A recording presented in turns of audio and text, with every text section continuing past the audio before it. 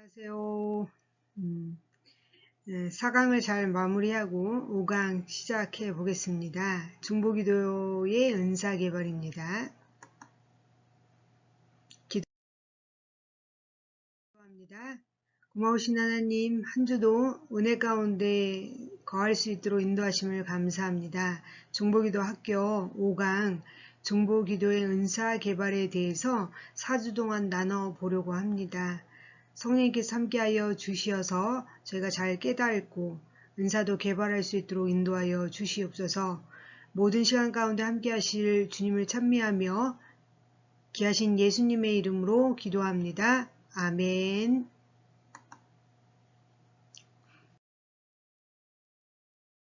구호 한번 해보겠습니다. 구호 준비, 얍! 중보!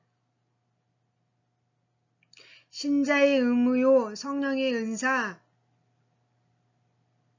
중보기도는 신자의 의무요 성령의 은사입니다.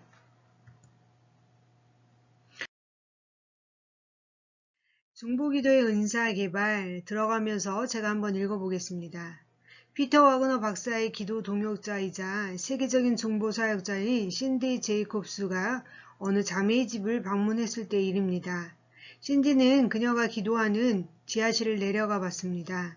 거기서 종이상자가 놓여있는 작은 깔판을 발견했습니다.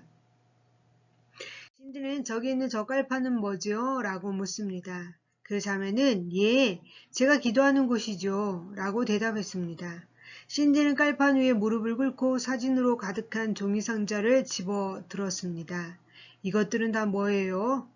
기도해주는 사람들의 사진들입니다. 이렇게 많은 사람들을 알고 지내세요? 대부분은 모르는 사람들이죠. 제 주위에 있는 사람들이 자기가 사랑하는 사람들을 위해 기도해 달라고 제게 가져왔답니다. 하며 그녀는 하나님께서 이제 되었다 라고 하실 때까지 기도한다고 덧붙여 말했습니다. 잠시 침묵이 흘렀습니다. 하나씩 사진을 넘기는 신디의 가슴에 감동이 일기 시작했습니다. 많은 사진 위에 눈물로 얼룩진 자국들이 있었기 때문입니다. 하나님께서 그 자매에게 자기가 알지도 못하는 사람들을 위해 눈물을 흘리며 기도해 줄 수 있는 마음을 심어 주었던 것입니다. 여러분이 이 이야기를 읽고 무엇을 느끼셨나요? 참 이 자매는 복된 자매입니다. 하나님께서 저렇게 귀한 마음을 심겨 주셔서 나도 알지 못하는 사람들을 위해 눈물을 흘리며 기도할 수 있다. 너무 복된 마음이 아닌가 생각을 해봅니다. 여러분들도 느낀 점 한번 마음속으로 정리해 보시기 바랍니다. 사역은 당신에게 달려있다 라는 것인데요. 한 얘기를 들려드리려고요. 어느 날 예수님이 베스다 연못을 지나가시다가 38년 동안 불구로 누워있는 한 사람을 보게 되시죠. 그 사람에게 예수님이 뭐라고 말씀하시나요? 일어나 내 자리를 들고 걸어가라고. 그리고 그 사람은 자기 자리를 들고 일어나 집으로 돌아갑니다. 그러나 그날 거기 있던 수많은 사람들 중에 고침받은 사람은 그 한 사람뿐이었습니다. 여러분 혹시 이렇게 생각하십니까? 만약에 예수님이 부활하신 후에 그 영광의 몸으로 베스다 연못을 다시 찾아오셨더라면 모든 병자를 고쳐주시지 않았을까? 근데 예수님은 부활하신 후에 사람들을 개인적으로 직접 치료해 주신 일이 단 한 번도 없으십니다. 그리고 단 한 번의 기적도 행하지 않으셨습니다. 그러나 예수님은 오늘도 분명히 사람들을 치료하고 계십니다. 사람들을 직접 만나서 그들에게 안수하거나 그들의 몸을 만져서 치유하는 방식으로는 더 이상 치료하지 않으십니다. 그러면 오늘날에는 어떻게 치유를 행하실까요? 오늘날에는 예수님에게 부어졌던 동일한 기름 부음을 받은 사람들이 성령의 나타남과 믿음의 기도를 통해서 자신에게 부어진 성령의 기름 부으심이 다른 사람들에게 흘러나감으로써 그들이 치유받을 수 있기를 갈망하는 순전한 믿음의 사람, 성령의 사람들을 통해서 그 일을 행하고 계시는 것입니다. 오늘 마태복음 28장 18절을 다 같이 한번 읽어보실까요? 시작.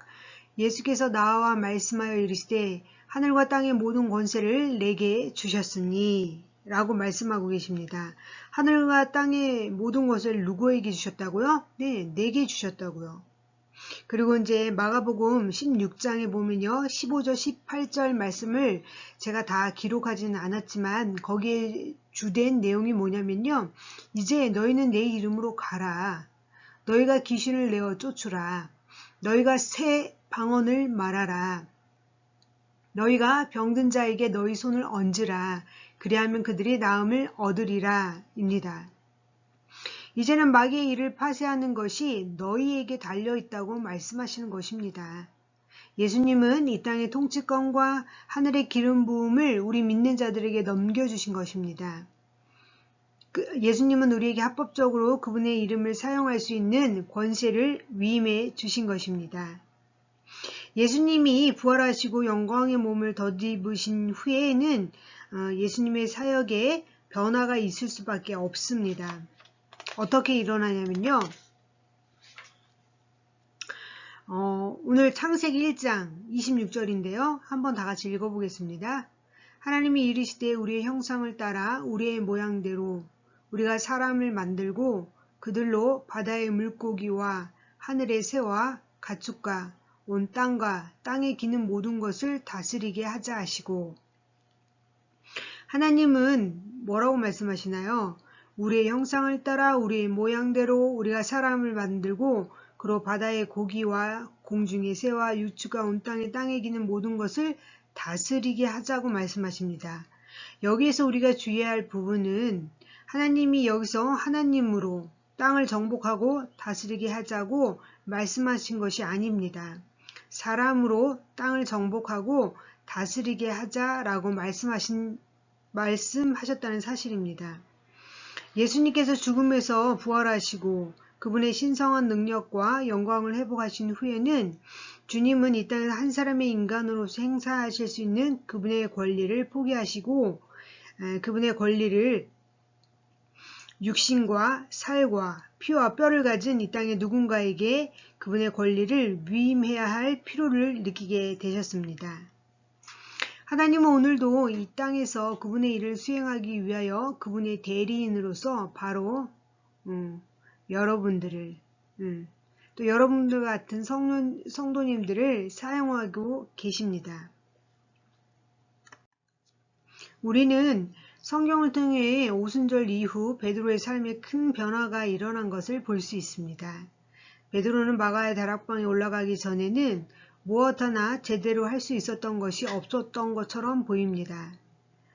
베드로는 주님을 3번이나 부인하고 다시 고기 잡는 일로 돌아가 버렸고 고기를 잡으면서도 엉뚱한 곳에 금을 내리고 있었습니다.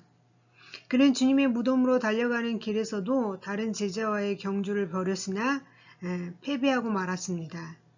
그러나 오순절날 그가 마가의 다락방에서 내려올 때는 성령의 기름 부음으로 충만해진 전혀 새로운 사람이 되어 있었습니다. 그는 안진뱅이를 보자 은과 금은 내게 없거니와 내게 있는 것으로 내게 주노니 곧 나사렛 예수 그리스도의 이름으로 걸으라 라고 명령했더니 그가 뛰어서서 걸으며 그들과 함께 성전으로 들어가면서 걷기도 하고 뛰기도 하며 하나님을 찬미하는 기적적인 역사가 일어났습니다. 도대체 베드로에게 무슨 일이 일어난 것일까요? 네. 사도행전 2장 4절의 체험 이후에 그는 완전히 다른 사람이 된 것 같습니다. 성령님에 관해서 말씀하셨던 예수님의 말씀이 베드로의 삶에서 그대로 나타나면서 주님의 말씀을 생생하게 확증해주고 있습니다. 예수님께서 성령님에 관해서 제자들에게 여러 말씀을 해주셨어요. 그 중에 하나의 말씀이 사도행전 1장 8절 말씀입니다. 다 같이 한번 읽어보겠습니다. 오직 성령이 너희에게 임하시면 너희가 권능을 받고 예루살렘과 온 유대와 사마리아와 땅끝까지 이르러 내 증인이 되리라 하시니라. 네. 예수님은 또 요한복음 14장 12절 말씀에서도 내가 진실로 진실로 너에게 이르노니 나를 믿는 자는 나의 하는 일도 저도 할 것이요 또한 이보다 더 큰 것도 하리니 이는 내가 아버지께로 감이니라. 예수님께서는 현재 몸으로는 하나님 아버지 보좌 우편에 앉아 계시지만 예수님은 성령으로 우리에게 다시 오셔서 지금 우리 안에 거하고 계십니다. 요한복음 16장 12, 13절 말씀 여기에 나와 있지 않지만 제가 한번 읽어보겠습니다. 내가 아직도 너희에게 이를 것이 많으나 지금은 너희가 감당치 못하리라. 그러나 진리의 성령이 오시면 그가 너희를 모든 진리 가운데로 인도하시리니 그가 자의로 말하지 않고 오직 듣는 것을 말하시며 장래 일을 너희에게 알리시리라. 자, 이 말씀을 의역하면 이렇게 됩니다. 내가 성령의 인격을 입고 다시 너희에게 와서 너희가 성령의 계시가 없이는 도저히 이해할 수 없는 것들을 내가 너희에게 가르쳐 주리라. 예수님은 오늘도 그 일을 행하고 계십니다. 네. 그분은 이 모든 것을 성령으로 말미암아 우리의 영에게 계시하여 주시고 또 성령님도 오늘도 그렇게 우리를 모든 진리 가운데를 인도해 주시고 또 앞으로 다가올 일도 우리에게 보여주시고 계시하시는 분이십니다. 예수님의 사역은 지금도 예수님을 영접한 사람 내면에는 성령님께서 거주하시잖아요. 예수님이 함께 하시는 거죠. 그분을 통해서 예수님의 일을 예수님이 이 땅에 계셨으면 하셨을 일을 그분을 통해 하시는 것입니다. 그래서 중보기도 사역은 성도 은사만 있는 분이 하는 것이 아니고 모든 성도님들의 의무나 마찬가지입니다. 나는 할 수 없어가 아니고 예수님을 믿는 사람이면 성령의 인도하심 따라 기도하면서 또 예수님이 이 땅에 계셨으면 하실 수 있는 일을 능히 하실 수 있는 줄 믿습니다. 여러분은 중보기도의 은사를 가지고 있으십니까? 중보기도는 성도의 의무인 동시에 성령의 은사입니다. 자신에게 얼마만큼 중보기도의 은사가 있는지 스스로 체크해 보십시오. 밑에 제가 10가지 이제 문항을 드릴 거예요.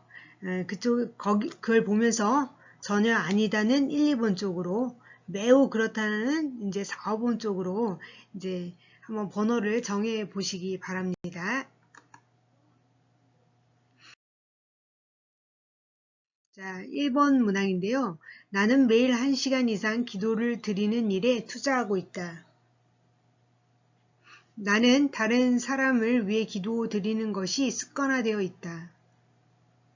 세 번째는 나는 남을 위해 중보기도하며 시간을 보낼 때 즐겁고 기쁘다. 다 선택해 보셨나요? 네 번째는요. 누가 나에게 기도를 부탁하면 최소한 일주일 이상 매일 기도한다. 5. 다른 분들로부터 종종 중보기도의 은사를 가지고 있다는 말을 들어보았다. 6. 갑자기 기도 제목이 생각나서 하던 일을 멈추고 기도하는 경우가 있다.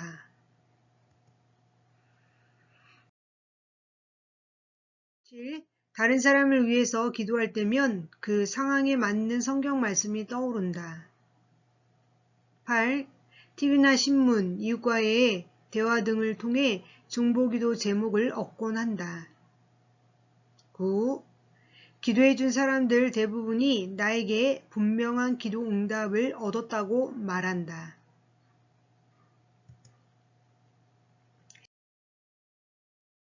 10.